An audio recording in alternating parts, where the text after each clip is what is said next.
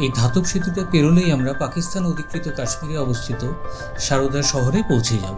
নিচে বয়ে চলেছে কিষানগঙ্গা বা নীলম নদী।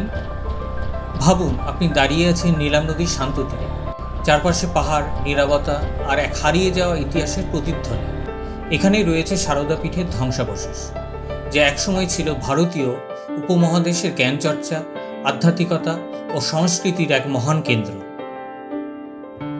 বর্তমান পাকিস্তান অধিকৃত কাশ্মীরে অবস্থিত সারদা পীঠ শুধু একটি মন্দির নয়, এটি আসলে বৌদ্ধ যুগের এক প্রাচীন বিশ্ববিদ্যালয়ের ধ্বংসাবশেষ। ইতিহাসবিদদের মতে এই মহান শিক্ষা কেন্দ্রটি প্রতিষ্ঠিত হয়েছিল খ্রিস্টপূর্ব ৩য় শতকে সম্রাট অশোকের শাসনকালে। মৌর্য বংশের এই শক্তিশালী শাসক বৌদ্ধ ধর্মের বিস্তারে গুরুত্বপূর্ণ ভূমিকা পালন করেন, যা লাদাখ, হিমাচল, তিব্বত ও নেপাল পর্যন্ত ছড়িয়ে পড়ে। সেই সাংস্কৃতিক বিস্তারের অন্যতম স্তম্ভ হয়ে ওঠে সারদা পীঠ। সময়ের সঙ্গে সঙ্গে এই স্থানটি শুধু একটি বিশ্ববিদ্যালয় নয়, বরং একটি পূর্ণাঙ্গ ধর্মীয় ও সাংস্কৃতিক কেন্দ্র হিসেবে গড়ে ওঠে।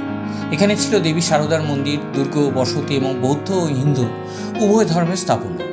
বর্তমানে যে স্থাপত্য দেখা যায় তা 724 খ্রিস্টাব্দে সম্রাট ললিত আদিত্যের শাসনকালে নির্মিত বলে ধারণা করা হয়।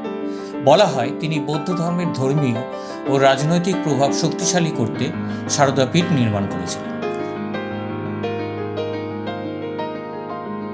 হিন্দুদের কাছে সারদা পীঠের গুরুত্ব অপরিসীম। এটি একটি শক্তিপীঠ, যেখানে দেবী সতীর শরীরে ডান হস্ত পতিত হয়েছিল। এই কারণেই সারদা পীঠ হিন্দুদের কাছে, বিশেষ করে কাশ্মীরি পণ্ডিতদের কাছে, এক পবিত্র তীর্থস্থান। অমরনাথ মন্দির ও মার্তণ্ড সূর্য মন্দিরের পাশাপাশি এটিও কাশ্মীরের অন্যতম পবিত্র স্থান হিসেবে বিবেচিত হয়। তবুও জ্ঞানচর্চার কেন্দ্র হিসেবে এর ঐতিহ্য অটুট। 6ষ্ঠ থেকে দ্বাদশ শতাব্দীর মধ্যে সারদা পীঠ ছিল উপমহাদেশের অন্যতম শ্রেষ্ঠ শিক্ষা কেন্দ্র।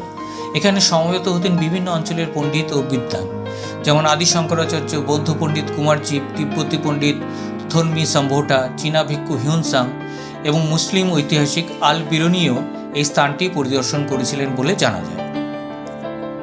13শো শতাব্দী পর্যন্ত সারদা পীঠ শিক্ষা ও সংস্কৃতির কেন্দ্র হিসেবে বিকশিত হয়েছিল, যা এশিয়ার বিভিন্ন অঞ্চলের চিন্তাধারা ও আধ্যাত্মিকতায় গভীর প্রভাব ফেলেছিল। আজ সেখানে শুধু নীরব পাথরের স্তূপ, কিন্তু সেই নীরবতাও যেন কথা বলে। এটি আমাদের মনে করিয়ে দেয় এমন এক সময়ের কথা যখন জ্ঞান ছিল সীমাহীন, যখন শিক্ষা ও আধ্যাত্মিকতা একসঙ্গে পথ চলত, আর সারদা পীঠ ছিল সেই আলোর দিশারি। দেখুন, আজও সেই ধ্বংসাবশেষের মাঝে লুকিয়ে আছে এক মহান অতীতের প্রতিধ্বনি।